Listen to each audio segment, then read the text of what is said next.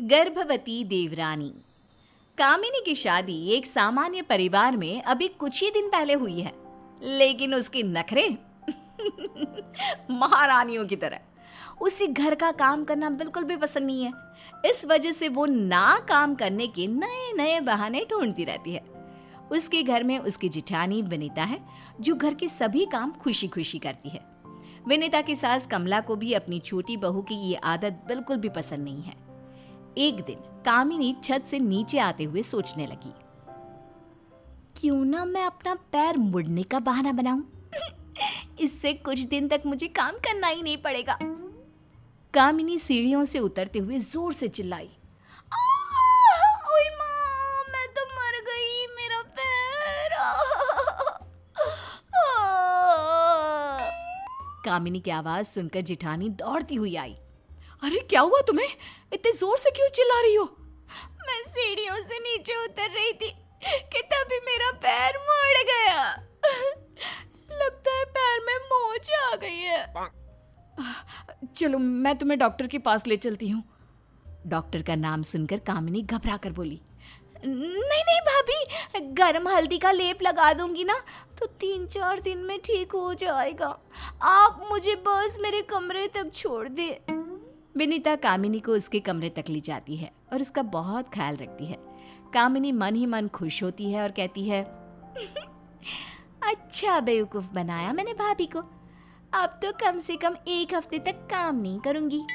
इस तरह पूरे 1 हफ्ते तक घर का सारा काम जिठानी ने किया और देवरानी ने बस आराम किया। इसी तरह कामिनी नए नए तरीके से अपनी जिठानी को बेवकूफ बनाती और घर का सारा काम अपनी जिठानी से करवाती। लेकिन कमला बहुत चालाक थी। वो अपनी छोटी बहू की करतूतों के बारे में सब कुछ जानती थी और वो अपनी बड़ी बहू को काफी बार समझाने की कोशिश भी करती। बहू, तू अपनी देवरानी की चालाकी क्यों समझती नहीं? अरे वो तुझे बेवकूफ बनाती है, 1 नंबर की काम चोर है। इसलिए तो बहाने बनाती है ताकि उसे काम ना करना पड़े। नहीं नहीं माँ, कामिनी ऐसी नहीं है। इस बार तो उसके पैर में बहुत चोट आई थी।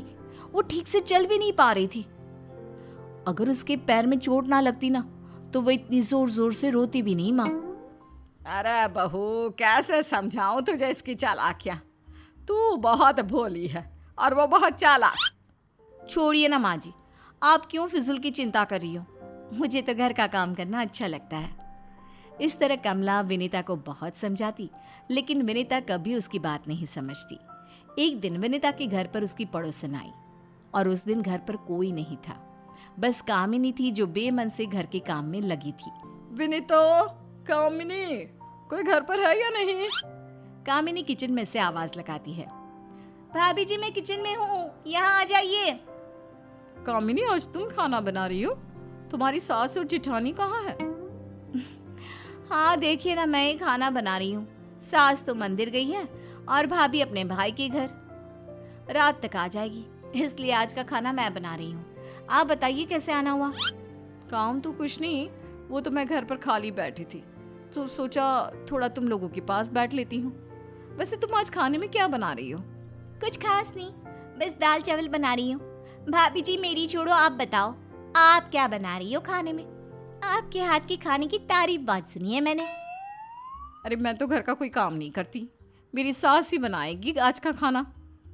आप घर का काम नहीं करती तो आपकी सास आपको कुछ कहती नहीं? नहीं, मेरी सास मुझसे कुछ नहीं कहती, मेरा बहुत ध्यान रखती हैं। वो इसलिए क्योंकि मैं गर्भवती हूँ।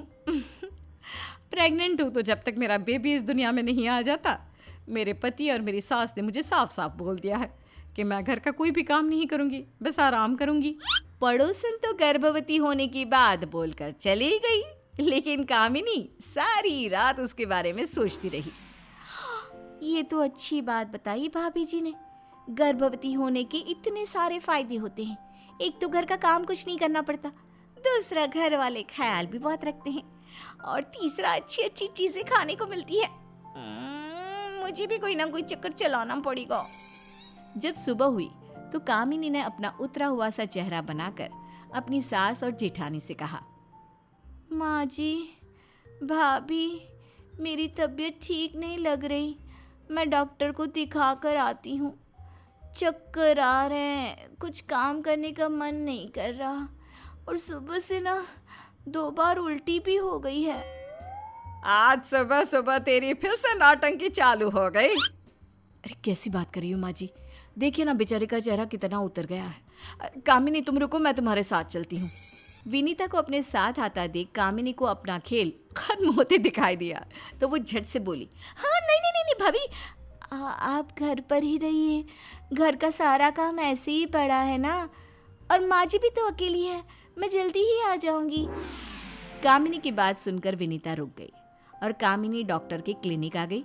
वहाँ एक नर्स से उसने कहा, आपको ना मेरी प्रेगनेंसी की झूठी रिपोर्ट बनानी है, उसके लिए मैं आपको बहुत सारे रुपए दूंगी।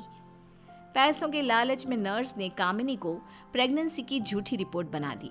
वो रिपोर्ट लेकर कामिनी घर पहुंची और अपनी रिपोर्ट जिठानी के हाथ में थमा दी। जिठानी ने रिपोर्ट पढ़ी तो बहुत खुश हो गई। माँ जी, हमारी कामिनी माँ बनने वाली है, ये गर्भवती है। बधाई हो माँ, आप दादी बनने वाली हैं। विनीता के मुंह से दादी बनने की बात सुनकर कमला को बहुत खुशी हुई। उसने कामिनी को गले लगा लिया और कहा, आज के बाद तुम्हें अपना बहुत ख्याल रखना है, आखिर तुम मेरे घर के वारिस को जन्म देने वाली हो। अब कामिनी को इस बात की बहुत खुशी है कि उसे कम से कम 7-8 महीनों तक तो काम नहीं करना पड़ेगा, और उसकी जिठानी के साथ साथ अब उसकी सास भी उसका बहुत ख्याल रखेगी। इसी तरह कई दिन बीत जाते हैं और कामिनी लगातार गर्भवती होने का नाटक करती रहती है। काफी महीने गुजर गए हैं, कहीं घर वालों को शक न हो जाए मेरे ऊपर। मुझे अपने पेट पर कुछ बांध लेना चाहिए ताकि मैं घर में सभी को गर्भवती लगूं। लेकिन क्या बांधूं? हाँ, ये तकिया लगा लेती हूँ।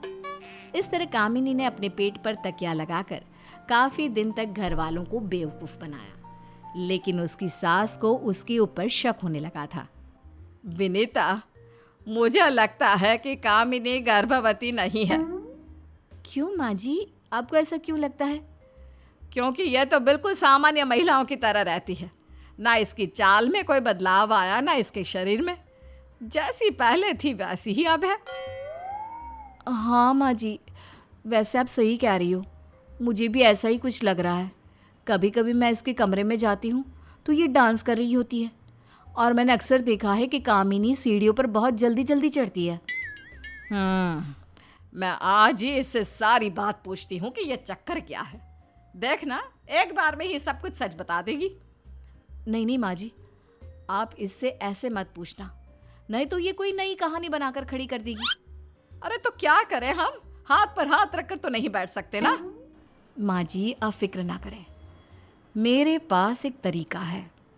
विनीता ने कमला को सारी बात समझा दी, और अगले दिन विनीता ने सीढ़ियों पर तेल डाल दिया और कुछ लकड़ियां जलाकर सारे घर में धुआं धुआं कर दिया। उसके बाद कमला जोर जोर से चिल्लाने लगी, आग आग, छोटी बहू, बड़ी बहू, घर में आग लग गई है, जल्दी भागो, बाहर निकलो घर से। कमला की आवाज सुनकर कामिनी जल्दी से उठी और चारों तरफ देखने लगी। उसे अपने कमरे में धुआं दिखाई दिया तो उसे लगा कि आग लग गई है। वो फटाफट सीढ़ियों से उतरी तो उसका पैर तेल पर पड़ गया और वो गिर गई। जैसे ही वो गिरी, उसके पेट पर बंधा तकिया भी गिर गया।